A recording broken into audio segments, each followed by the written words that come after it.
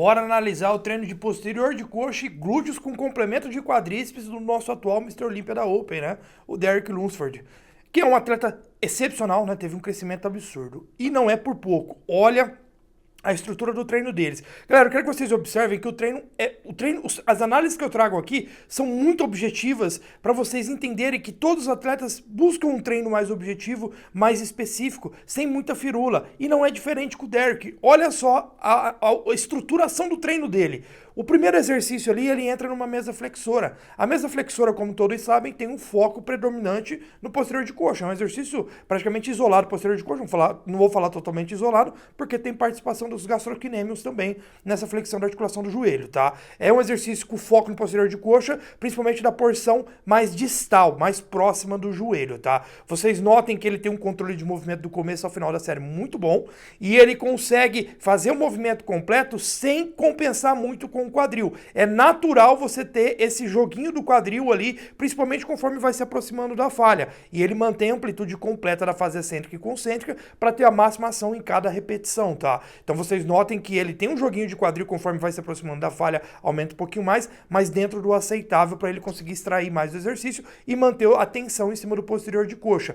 E nas últimas séries ali de trabalho, que ele vai além da falha, ele completa umas cerca de 7, 8 repetições sozinho, e aí entra uma ajuda para ele completar mais uma média de 5 repetições ali, para estender um pouco mais o trabalho além da falha concêntrica dele, né? Para ele extrair o máximo. E provavelmente ele optou por começar na mesa flexora, porque é um exercício entre as flexoras, é o exercício mais difícil de progredir, né? É o mais pesado entre a mesa, cadeira e flexor em pé. Segundo exercício do Derek, não mostrou se ele fez alguma série de aquecimento ou não, aqui já mostrou ele indo direto para as 3 séries de trabalho, sendo a primeira aí próximo da falha e as outras até a falha. E novamente, notem como ele estabiliza bem o tronco, estabiliza bem o quadril e faz o movimento completo do começo ao final da série. E novamente, é um exercício com predominância do trabalho de flexão de joelho, consequentemente com ênfase ali praticamente total no posterior de coxa, nos isquiotibiais, né, principalmente a parte distal, novamente mais próxima do joelho,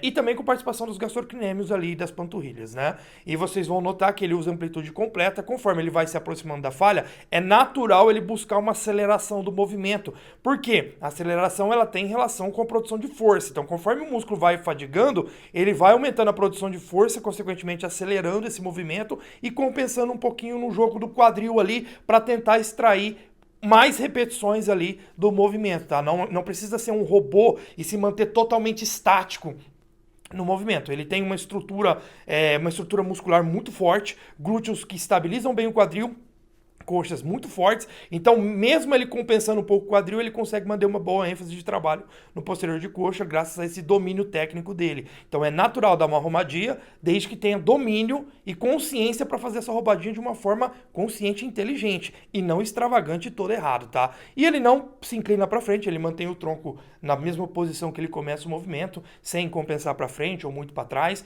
ele apenas tenta extrair o máximo do trabalho posterior de coxa do jeito que ele conhece o movimento.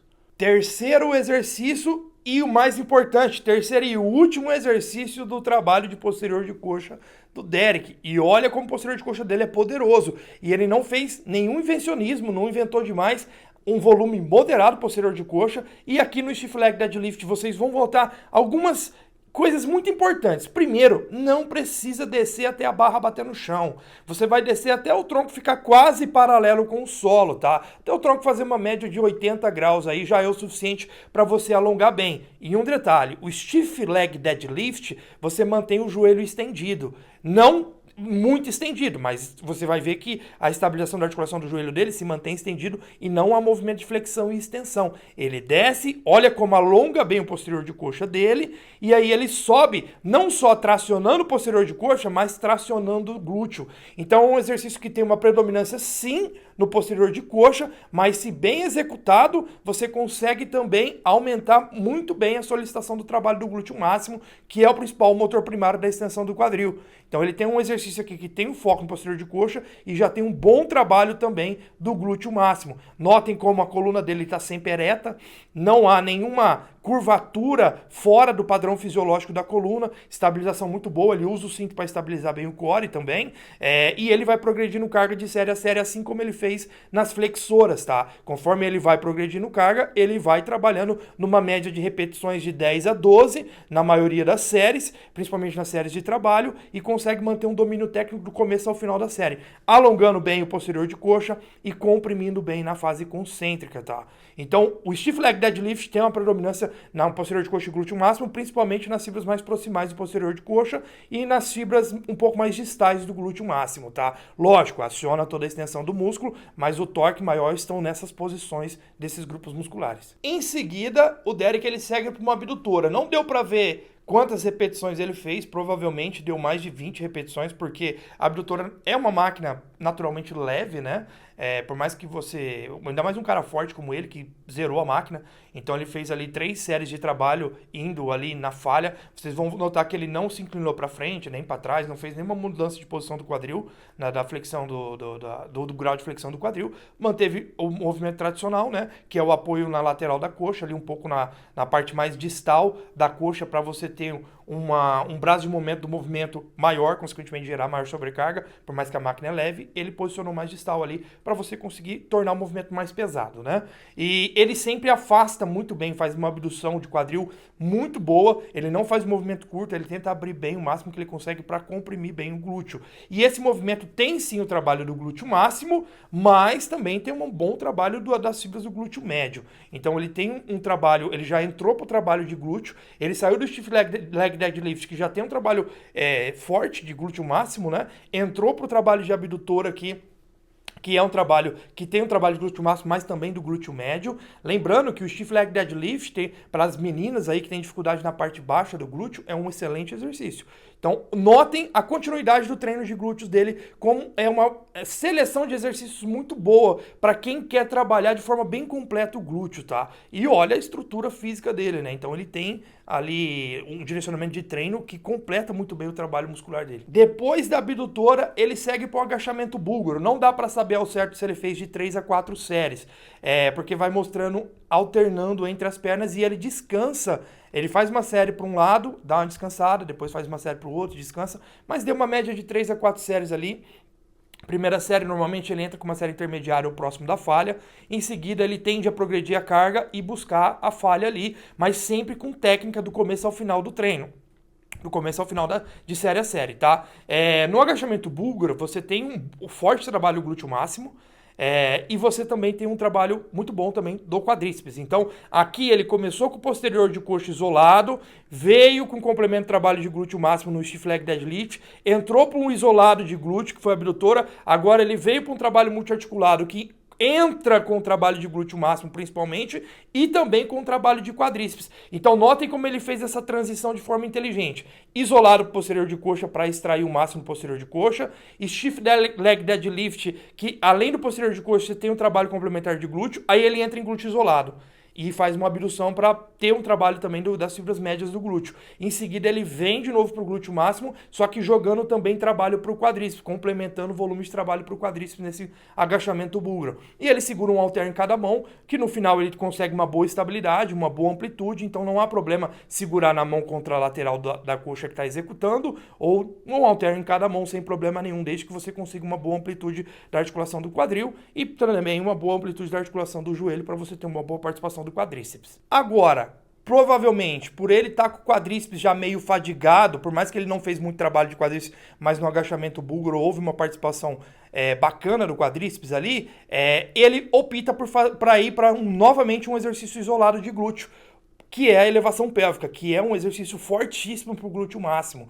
E notem também como ele explora uma boa amplitude e uma boa contração máxima lá em cima da elevação pélvica, sem exagerar. O tronco ele fica numa linha reta com a coxa para espremer bem toda a extensão do glúteo máximo, né? Então ele consegue uma boa amplitude, novamente, fazendo um trabalho de progressão de carga de série a série, trabalhando numa média de 10 a 12 repetições aí, buscando a falha ali nas séries de trabalho, tá? Então, primeira série normalmente é sempre próximo da falha, ou intermediária, e aí ele progride e vai buscando a falha numa média de 10 a 12 repetições, às vezes até roubando um pouquinho nas últimas repetições para conseguir o máximo de trabalho. Então vocês vão ver que ele fez essa transição do búlgaro para elevação pélvica para diminuir um pouco o trabalho do quadríceps ali, dar uma descansada nele para não fadigar para o próximo exercício, né? Que é um exercício que também tem uma solicitação de quadríceps. Então, para ele conseguir dar uma descansada no quadríceps, ele optou por fazer mais um isolado de glúteo entre o búlgaro e o próximo exercício. O último exercício do treino dele é a passada. A passada que tem um bom trabalho de glúteo máximo e um bom trabalho também do quadríceps por ter o movimento de flexão e extensão da articulação do joelho. E, lógico, o movimento de extensão e flexão da articulação do quadril. O predominante na extensão do quadril é o glúteo máximo. Então vocês vão ver que na passada ele fez cerca de 3 séries de trabalho, sendo a última ele fez um drop, tá? E deu uma média de 20 a 24 passos ali. É que no vídeo dá uns cortezinhos no meio da série, né, para não prolongar demais. Mas foi uma média de 20 a 24 passadas totais, tá? Então vai dar uma média de 10 a 12 passadas para cada uma das pernas. No final ele soltou o peso e fez sem peso ali na última, não houve grande estresse e fadiga por sem o peso, mas ele complementou para extrair o máximo. Provavelmente ele soltou, sentiu que dava para ir, foi lá e voltou na passada ali. Então, olha a estruturação do treino dele. É um treino extremamente objetivo, inteligente, sem muita firula, sem invencionismo, um treino específico e direcionado, com foco predominante posterior de coxa e glúteo e um trabalho complementar de quadríceps. Se a gente for contabilizar as séries de trabalho, vai dar uma média de 11, 12 séries de trabalho para o posterior de coxa, uma média de 14 a 18 séries de trabalho para o glúteo, porque depende como você contabiliza as séries de glúteo na passada e no búlgaro, contabilizando uma série em cada um deles e também no stiff leg deadlift, vai chegar a 18 séries. Se você contabilizar meia série, por exemplo, na passada e meia série a cada série de stiff leg deadlift para o glúteo máximo, você pode chegar a uma média de 14. Então eu coloquei uma média de 14 a 18 séries de trabalho para o glúteo máximo, porque depende como você contabiliza em cada uma das séries de cada exercício ali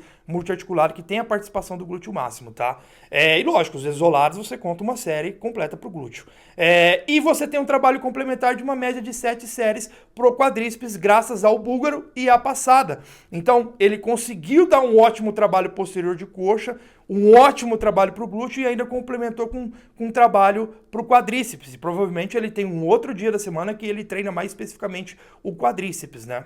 O que a gente pode tirar de conclusão desse treino aqui? Olha a condição do físico dele. Então o físico dele está bem seco, bem construído, bem sólido, está grande, principalmente as coxas, né? Como são fortes. O que a gente tira aqui de análise do treino dele?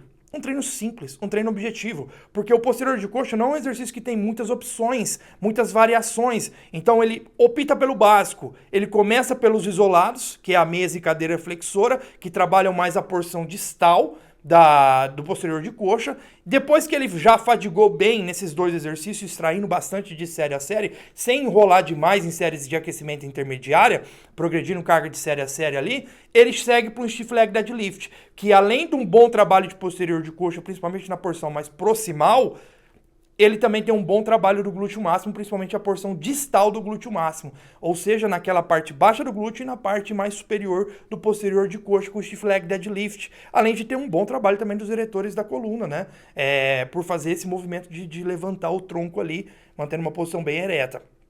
Então, ele já fez um treino bem objetivo específico do posterior de coxa, sem muita firula, sem invencionismo, um volume relativamente médio, porque foi 11 a 12 séries de trabalho posterior de coxa, que já deu para fadigar bem, porque ele soube extrair bem de cada série.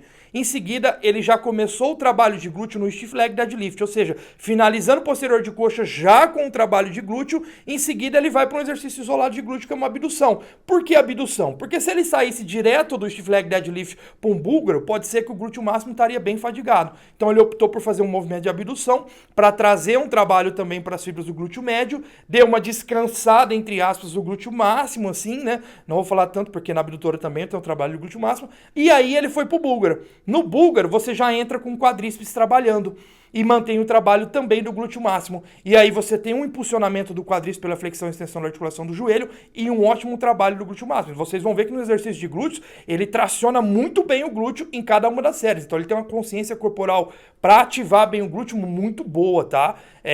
Em seguida, ele volta para um exercício isolado de glúteo, que é elevação pélvica, provavelmente para dar uma relaxada no quadríceps, e depois ele finaliza com uma passada que também tem um bom trabalho de glúteo máximo e volta com um trabalho complementar de quadríceps. Então ele fez um trabalho excelente para o posterior de coxa, sem exagerar no volume de séries, sem fazer firula, fez um excelente trabalho para o glúteo máximo e para o glúteo no geral, né, porque teve movimento de abdução, e como o glúteo é um músculo que naturalmente é mais resistente ao trabalho e tolera mais volume de trabalho, ele acabou por optar por um volume maior de glúteo, por causa dos multiarticulados, principalmente, né? E outra, o glúteo, em relação à coxa dele, é um pouco atrás. Então, para proporcionar melhor o glúteo, provavelmente ele opta na periodização em ter mais volume de séries para o glúteo, para proporcionar com a coxa dele, que é muito grossa, para equilibrar esse volume de membros inferiores, né? E aí acabou tendo um trabalho complementar de quadríceps pelo glúteo passada, provavelmente não é um ponto fraco dele, mas como esses exercícios têm uma boa solicitação de glúteo, que são exercícios ótimos para glúteo, ele acabou mantendo ali no treino e por consequência tem o trabalho do quadríceps, que é bom para ele também, porque aí depois no treino de quadríceps ele não precisa também extrapolar no volume do trabalho de quadríceps, tanto por ser um grupo muscular forte para ele, como também por já ter esse trabalho complementar nesse treino de inferiores aqui, que teve um foco posterior de coxa e glúteos, né? Então esse foi o treino do Derek, espero que vocês tenham gostado, abraço!